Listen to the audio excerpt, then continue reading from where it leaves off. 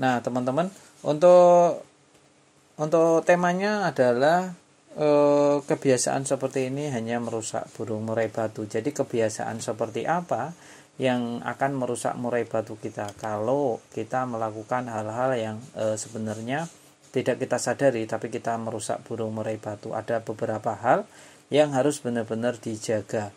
Yang pertama teman-teman perlu pahami mancing-mancing burung saat di rumah. Mungkin kedengarannya sepele dan itu hal wajar kalau orang melihat pada umumnya.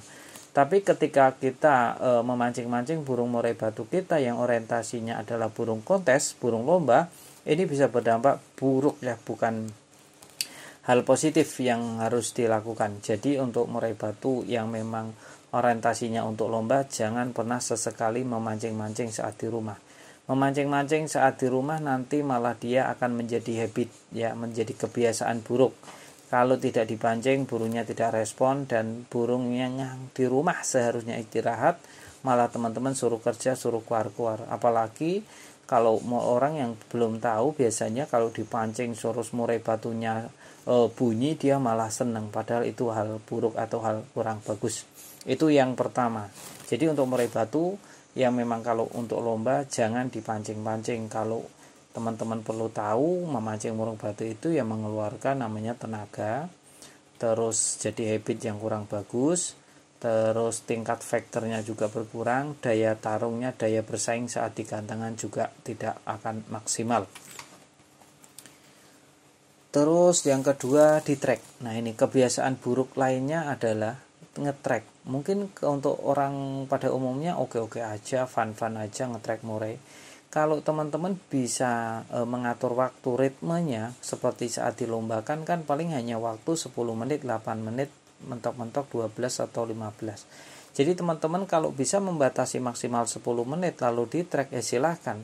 Itu pun harus dengan kaidah atau koridor yang bagus. Contoh, murai batu teman-teman masih pastol, sedangkan lawan tracknya itu murai batu 7 tahun, 8 tahun. Wah ini sangat mengintimidasi sekali, bisa-bisa untuk murai batu teman-teman yang pastol tadi, yang seharusnya tidur, main, malah sudah di geber ya untuk dilombakan atau di track dengan murai batu yang sudah sepuh atau dewasa tadi. Tentu mental kita akan terganggu nanti. Jadi saran saya kalau teman-teman memang tidak bisa mengontrol ego dan ambisi waktu selama 10 menit tadi di saat murai batu ya atau ngetrek, nah ini mending jangan sesekali ngetrek murai batunya ya, nggak usah di trek-trek ya.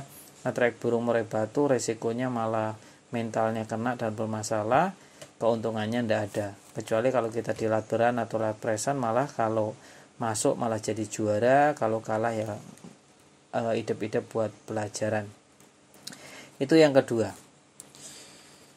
Terus yang ketiga ada ambisi teman-teman. Jadi kalau kita memelihara burung murai batu itu tidak bolehlah ambisi, karena ambisi itu hanya menghancurkan karir dari burung murai batu itu sendiri. Teman-teman perlu paham ya, siapa yang paling merusak burung murai batu yang bagus tadi? Pemiliknya, bukan siapa-siapa, bukan orang lain, bukan burung murai batu yang bagus-bagus di luar sana, tapi yang merusak adalah diri kita sendiri ya. Diri kita sendiri yang tidak bisa menjaga ego dan ambisi. Kita terlalu obsesi untuk melombakan terus-terusan, padahal burung murai batu juga butuh istirahat. Nah seperti itulah kiranya. Jadi untuk murai batu saya sarankan untuk teman-teman pemula nih ya, terutama jangan di track-track ya, nanti malah murai batunya akan rusak. Atau kita harus benar-benar menjaga ego dan ambisinya. Itu yang keempat ya. Terus 1, 2, 3 yang keempat tadi yang ketiga. Yang keempat, setting ya. Mentang-mentang murai batunya belum ketemu titik performnya yang terbaik, rubah settingan lagi ya. Jangan ya, untuk murai batu nanti malah kacau kalau terlalu sering menggonta-ganti pola pakannya, settingannya, itu akan merusak murai batu itu sendiri. Nanti malah kacau, birahi dan emosinya malah tidak terkontrol. Untuk merawat murai batu ya baiknya yang tadi yang sudah kita bahas, harus konsisten. Terus untuk pemberian jangkriknya juga benar-benar harus jangkrik yang dalam keadaan terbaik, dalam artian sehat, terus nutrisinya juga bagus. Jadi untuk jangkrik yang belum dikasih makan ke burung murai batu kita, sebaiknya ya kita kasih makan yang nutrisinya bagus juga untuk si jangkrik, karena nanti jangkriknya kan akan dimakan oleh burung murai batu tadi. Jadi itu yang perlu dipahami teman-teman. Ada beberapa konsep atau hal ya.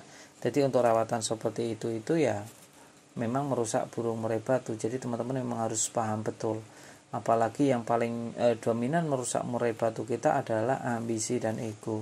Jadi kalau kita sudah memiliki ego dan ambisi yang terlalu over, wah itu bahaya untuk burung murai batu kita. Meskipun burung murai batu kita adalah burung terbaik, ini bisa menjadi ancaman pada burung murai batu kita. Jadi saran saya, teman-teman harus mengontrol ego dan ambisinya juga agar murai batu teman-teman itu dalam keadaan terbaiknya. Untuk burung yang jarang dilombakan biasanya tingkat faktornya akan bagus, meningkat ya.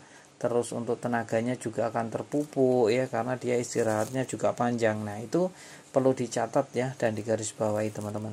Jadi untuk melombakan burung murai batu ya idealnya ya sebulan cukup sekali saja untuk melombakan burung murai batunya ya.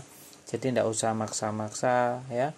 Jadi dalam waktu sebulan itu ada yang namanya tahap pengondisian dari burung murai batu tadi. Dimasterin 2 minggu dengan masteran A, 2 minggu terakhir dengan masteran B, nanti di akhirnya bisa dilombakan dengan keadaan tenaga full, terus tingkat faktornya juga bagus, aura mengintimidasinya juga pasti dapat. Nah hal-hal kecil seperti itulah yang harus dijaga baik-baik lah teman-teman semuanya.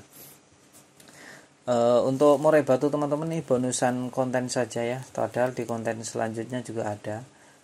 Murai batu teman-teman yang kurang gacor, teman-teman bisa memberikan minyak ikan pada perut jangkrik ya, lalu jangkriknya diberikan ke burung murai batu yang kurang gacor tadi. Kalau memang teman-teman merasa murai batunya hanya meriwik-meriwik saja, coba dikasih jangkrik dengan minyak ikan. Nah bisa 2 hari sekali ya, nanti dilihat perkembangannya. Itu kiranya yang bisa saya sampaikan untuk teman-teman. Saya pesan juga untuk murai batunya dijaga baik-baik ya, dijaga baik-baik. Yang bagi pemula baru mulai belajar juga harus lebih hati-hati lagi, karena merawat murai batu juga butuh ketelatenan, disiplin dan konsisten. Terima kasih, kita masuk ke penutup ya teman-teman ya, yang sudah pada mampir. Jangan lupa subscribe ya, jangan lupa subscribe agar channel ini terus bisa mengedukasi, sharing-sharing seputar pengalaman ya pada burung murai batu itu sendiri. Terima kasih ya teman-teman ya, salam lestari.